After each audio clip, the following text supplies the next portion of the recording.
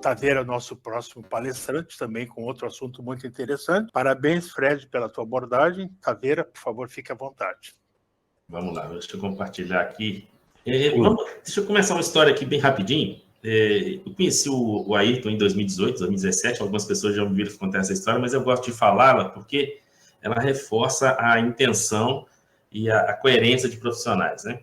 E aí a gente começou na época sobre o E-Social e ficou essa história do E-Social aí, na época parou essa história e acabou que a gente não teve mais um contato. E aí, recentemente, eu estudando sobre a NR1, eu comecei a buscar ferramentas que pudessem me dar um subsídio, uma sustentação sobre o que eu tinha visto da NR1, que eu acho ela muito aquém ou além do que realmente está escrito. E aí, uma reunião com a Ayrton, eu tive a oportunidade de conhecer o SeaGoWeb, que ainda não estava, o SeaGoMind ainda não estava sendo, aliás, estava sendo preparado, mas ainda não tinha conhecimento sobre ele. E aí eu peguei o SeaGoWeb, montei uma apresentação e ofereci uma reunião numa clínica aqui na região de BH, que tem 4 unidades, e falei, poxa, eu estou com um projeto aqui de risco psicossocial e eu gostaria de apresentar para vocês. E o diretor, que é conhecido meu há muito tempo, falou, não, Alex, pode vir aqui sim. Aí eu fui até ele e levei essa apresentação que eu vou fazer para vocês aqui. Na hora que eu falei sobre a profundidade da gestão do risco psicossocial, ele automaticamente falou comigo, Alex, nós precisamos de montar um setor, porque o assunto é bem mais complexo do que eu imaginava.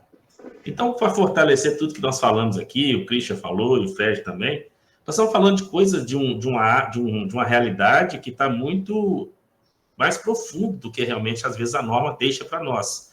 E essa foi a minha preocupação com relação ao psicossocial, quando eu vi a quantidade de dificuldades, de dúvidas que a gente teria nesse processo, e é exatamente isso que a gente está fazendo. E aí, quando eu idealizei essa apresentação e apresentei para ele essa visão, aí a gente pensou em estruturar o setor. E aí eu pensei em 3 camadas para esse setor que eu queria abordar com vocês aqui, que funcionou e que deu muito certo nessa clínica. E a gente pensou, eu pensei em dividir esse trabalho em 3 camadas, que essas camadas seriam 1, 2 e 3. A camada 1 é a camada da conscientização, que é a parte onde nós, profissionais, nós que estamos começando agora, estamos já desenvolvendo essa estratégia do risco psicossocial, em levar a conscientização desse processo para as empresas. Tem muita coisa que não está claro, tem muita coisa que as pessoas ainda não sabem, e a gente precisa trabalhar com muita cautela nesse contexto, porque tem muita coisa ainda que está sendo dita que ainda não foi esclarecida e como deve ser feito. Então, eu estabeleci a camada 1 como uma camada de conscientização. Nessa camada, a gente vai trabalhar a reunião de alinhamento, a reunião de apresentação, as palestras de saúde mental, os workshops, as ofertas de palestra de CIPAT, porque aí a gente consegue levar a profundidade desse trabalho. O que esse trabalho realmente significa? Porque eu vejo e percebo muito, inclusive lá repetindo essa clínica, ela, quando viu isso aqui, ela falou, poxa, é muito mais do que eu imaginava. E aí, quando eu falei da conscientização, logo eu entrei em seguida com a parte regulatória, que entrou o SeaGoWeb fazendo a parte do mapeamento de risco. Eu segui nessa sequência lógica, eles falaram, então, peraí, Alex, então a gente não pode oferecer, não pode contratar, não é ideal a gente investir nada sem saber se realmente existe um risco psicossocial nessa empresa. Como é que eu vou estabelecer medidas, implantar um canal de assédio, contratar um profissional, se eu não sei se o risco psicossocial existe naquela empresa? E aí entra uma clareza na nossa ação, que é, nós temos que ter essa sensatez de sermos profissionais onde temos que orientar a empresa do que existe nessa empresa, para depois a gente estabelecer quais são os programas que a gente vai implantar. E aí entra o programa, a camada 3, que eu chamo de Programa de Saúde Mental, que é o PSM. Então, essa visão que eu tive com relação à estruturação desse setor, trouxe uma outra forma de ver a NR1, além do que a gente está acostumado. E aí eu estabeleci algumas questões relacionadas à camada 1, que vão ser palestras vinculadas a temas específicos da saúde mental, questões relacionadas à formação de líderes, o papel da liderança em riscos psicossociais, a comunicação, aproveitar as campanhas dos meses coloridos para fortalecer ainda mais essa conscientização, porque eu vejo esse processo como um processo cíclico, ele não para, mesmo depois que a gente tem a identificação, a gente vai continuar fazendo esses trabalhos. Na etapa 2, na camada 2, aí a gente vem com o diagnóstico, né?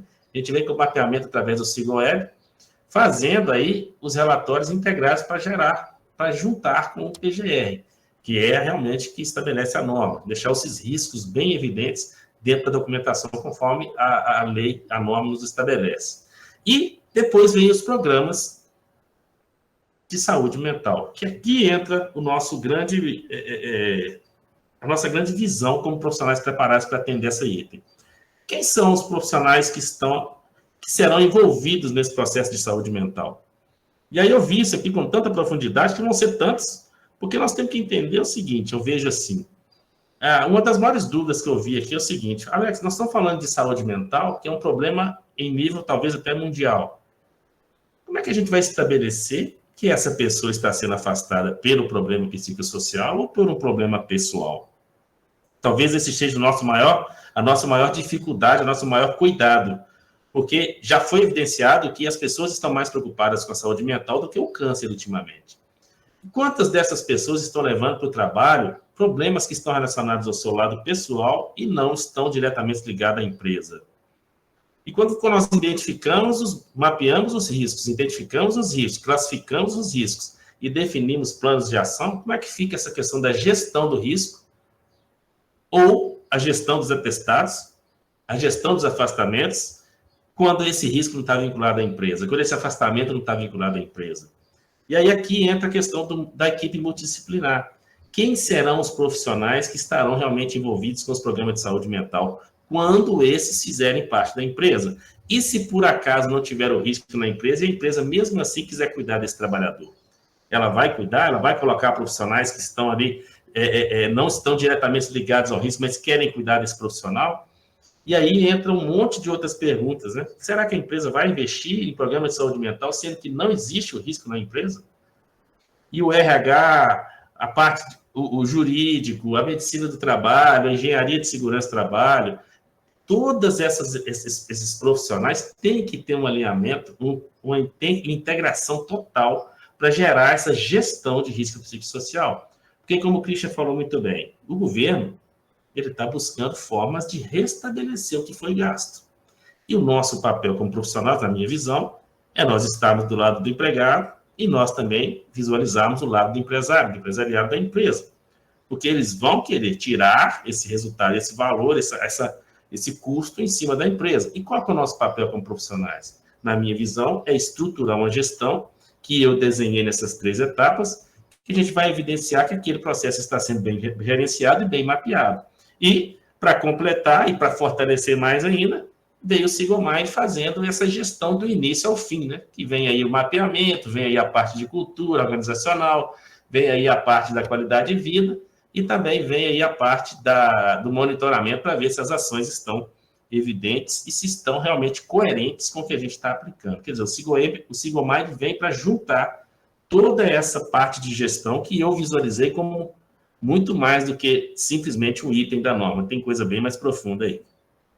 Essa é a minha apresentação. Eu quis colocar essa prática porque eu apresentei isso para a clínica, é uma clínica que tem aqui um potencial muito alto de demanda, além de muito problema que vai acontecer relacionado a isso, empresas grandes no Brasil inteiro, e eles adotaram esse critério, gostaram do que eu apresentei, e eu gostaria de compartilhar com vocês e estou à disposição aí para vocês, para conversar sobre isso.